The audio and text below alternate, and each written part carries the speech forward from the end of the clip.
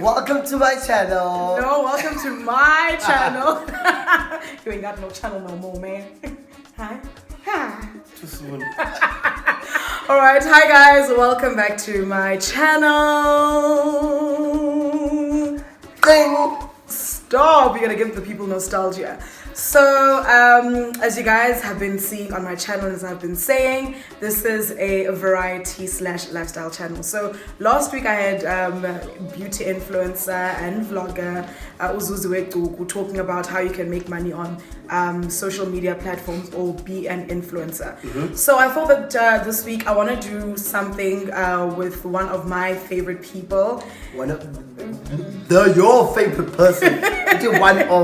One of my favorite people, and the reason why I brought this particular individual onto my platform is to basically talk to us about the practical steps of being in this industry. But I wanted to talk to someone who actually got into the online space and made a career out of it. Like, this platform sustains his life, like it's his livelihood.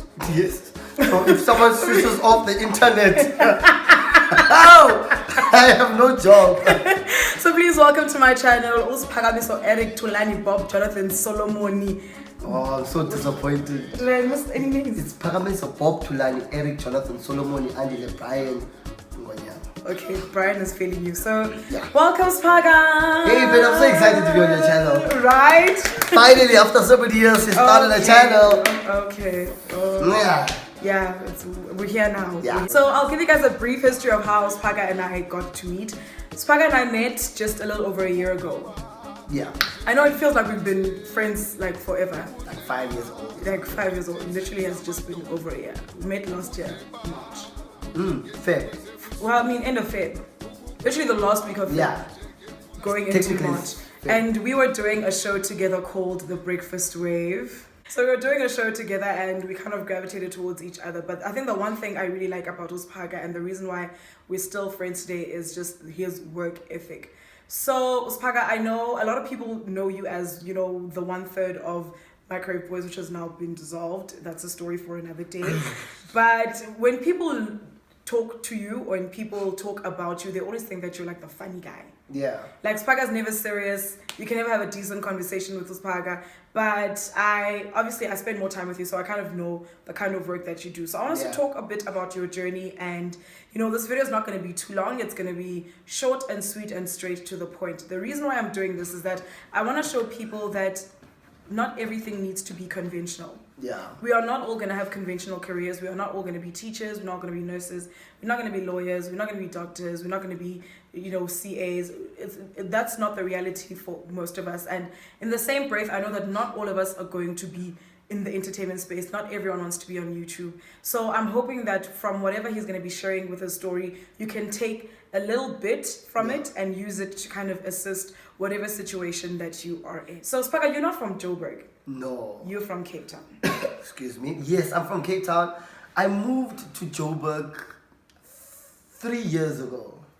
Yeah. It feels like a long time. Yeah. Not a guy said to me, "Who did you sleep with?" To get to the top. Like, nobody. So I'm from Cape Town. I moved here in 2016, but in Cape Town I started around 2013. Okay. I did online radio with my good friend Ubuntu Mawisa. He's known as Black Slim. Shut up, Black Slim. Shout out to you, boy. And then we did radio that side. It was 100% voluntary. So I didn't get paid from it, but every week we made sure that we're going to go and we're going to go and do our show. It was every Thursdays from 7 till 9 p.m. And then from radio, I got in a little bit of MC gigs, right? Okay. So I was booked like Gas Experience there and that event and Head Honcho, Groove Africa. So I started MCing a lot, and that's how I started making money because I refused to go study. My dad wanted me to go study BCom, and I was like, if I'm not gonna study BCom, so he said, okay, go find your journey. So find your path or whatever. And then I did a lot of MC gigs. Okay. And then from the MC gigs, money was generated. Yeah, like I'll make a 500 rand there and like 200 rand. Sometimes I'll do it for free because such a huge platform. And then as time went on, I was doing that. But you know, I was like, no, no, chaff in English. Chafel. You were Chafel. Yeah, I was chafel. I started not getting very motivated, and because the dream was to be in the entertainment space. But then that's when I knew that actually I won't get far if I'm in Cape Town. Okay. So that's when that's when a miracle happened in February 2016. And that's when you moved.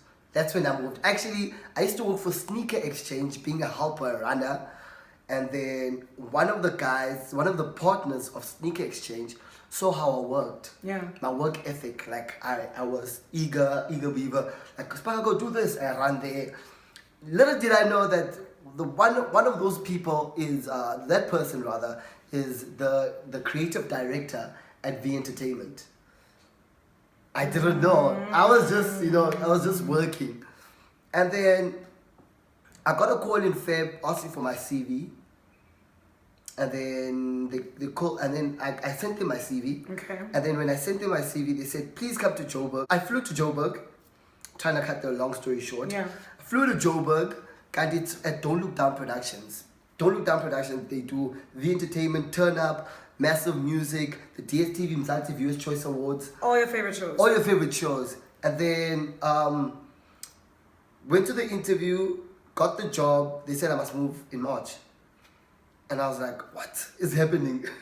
And then I packed my stuff, lived with my sister for 4 months, and I was an intern at V Entertainment. So before you made the big move, of course, there's that telling your parents part, which is not even an issue because you've already decided that you're leaving. Yeah. But was there any point where you doubted you leaving Cape Town for Johannesburg? You thought, maybe I should not. I mean, this is not... Yes, 100%. Because I knew no one at the time in Johannesburg. Okay. I only knew my sister. So I knew that I was going to Joburg. I was going to start afresh. Everything. No one knows my name. No one knows that I breathe in this earth. No one knows me at all. No one knew me here. So I was worried that because I love to party with my friends. I was leaving my friends. I miss our buddies. I was leaving my friends. I was leaving my family. I was living comfort. And I was going to get very uncomfortable in Joburg and start new, which is the best decision I've ever done. Now, fast forward, you are in Johannesburg and you're hustling, you're working behind the scenes on, on the entertainment, you're writing scripts for, I think, massive music and all that. But in and amongst being busy, you meet your fellow microwave boys. Yes. And how did that come about? Weird story. I don't know if people can remember.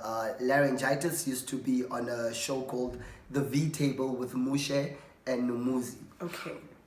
And then I used to do Larry's autocue. Okay. And then I used to obviously make jokes in studio, whatnot. And then this one time I go to the club with him and it's like, yo, I'm starting the show, man. It's called The Microwave Boys. The first thing I said, what a cat name. Can I say it? Yeah. Oh, sorry, mom. I say mute. Mama say so stress. Okay. But when he said I wanted to be on the show called Microwave Boys, I was like, oh man, crap name. But okay, sharp. Because I knew him from the reps. I was like, this guy is known in Joburg. And then Sipo, I've been kind of cloud 100%. That was a year within my stay in Joburg. Okay. Sipo, I met him on episode 1. But when I was approached to be on the show, I did it for the fun of it. I don't know if you could watch episode 1, and I don't know what am I doing here. Like it's just I'm just going with the flow. You know what I mean? I'm going with the flow, and then it was and then I saw like from episode 3 I saw this thing, like people, it's popping now. Like people are watching. Now you see the views going up. Now you see the subscribers clicking on the button. Yeah. That was a crazy and exciting part. So I think that was the beginning of you kind of really getting assimilated into the entertainment/media industry. Yeah. And not being the person who is behind the scenes. Yeah. Let's talk a little bit more about the content of the online space, especially in South Africa.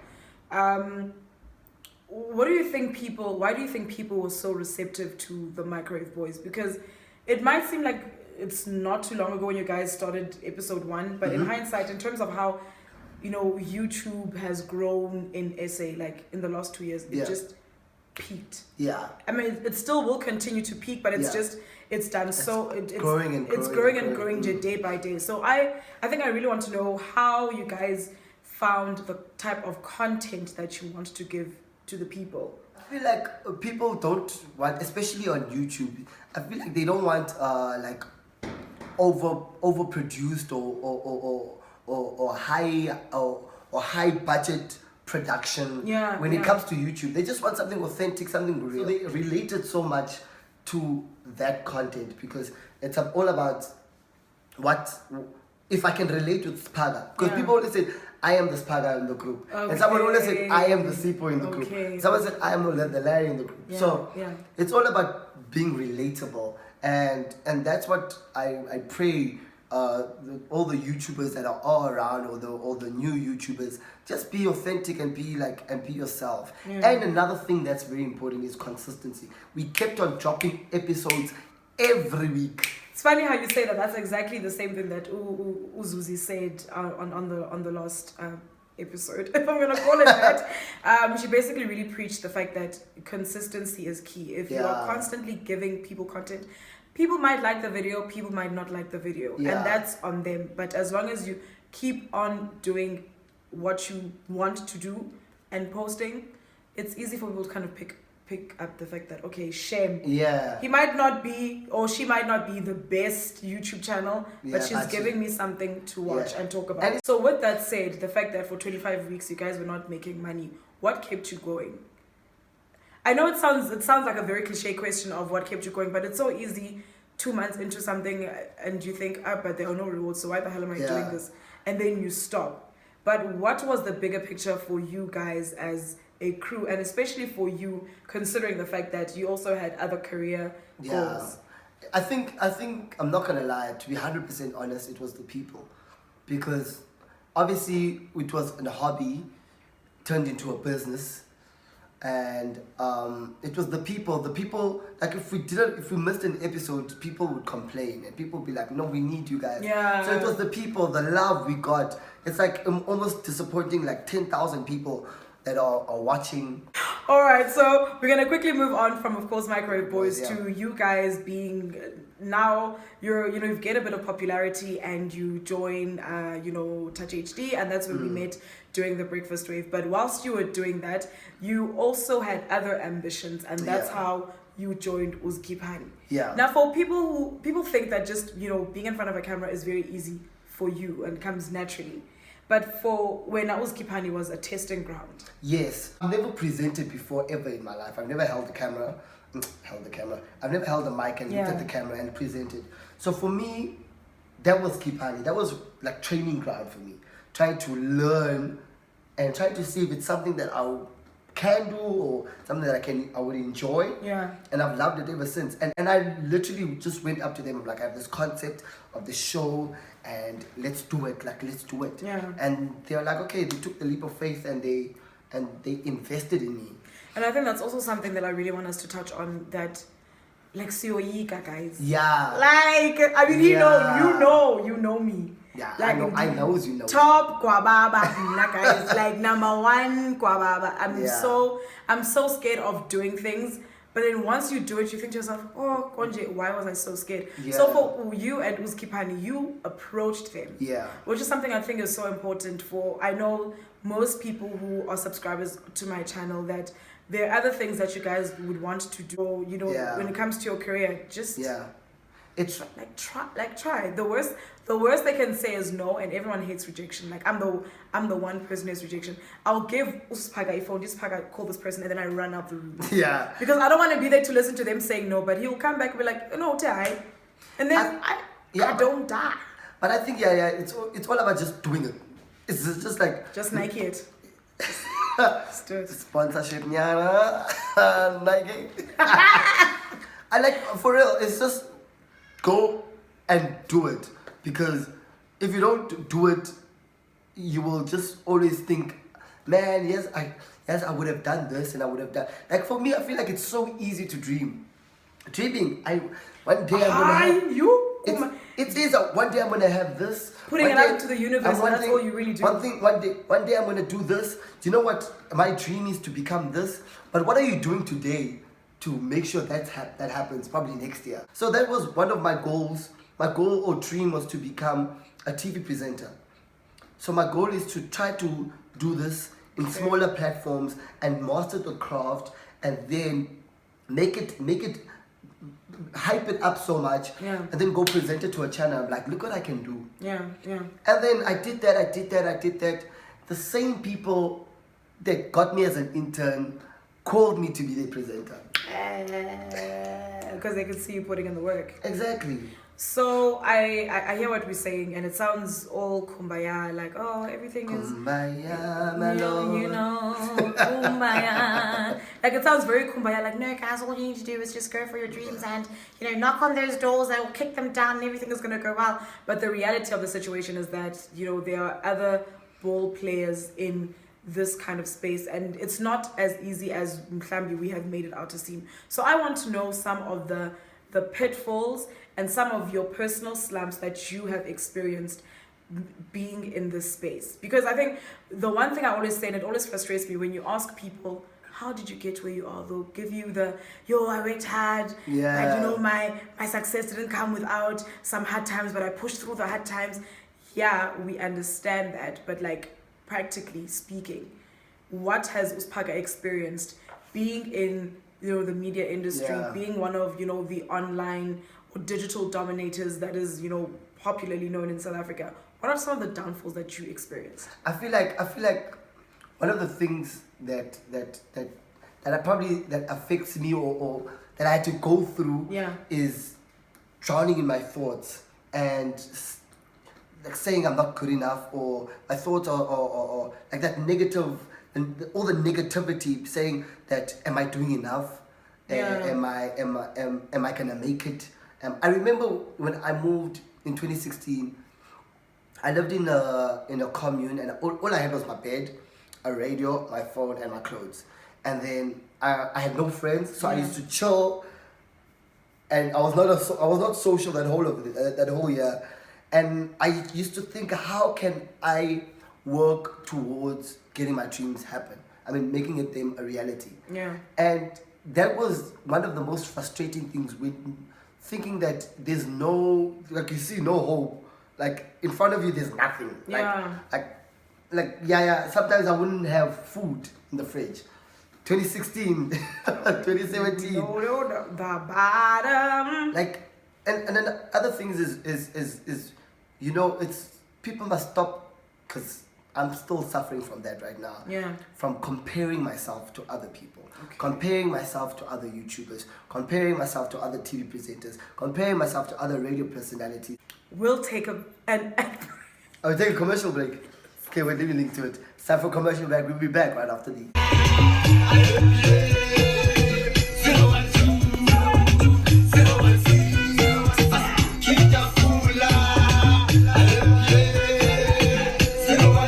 So, going back to the question I asked you before, because I feel like you ain't give me all the juice, and I want all the juice.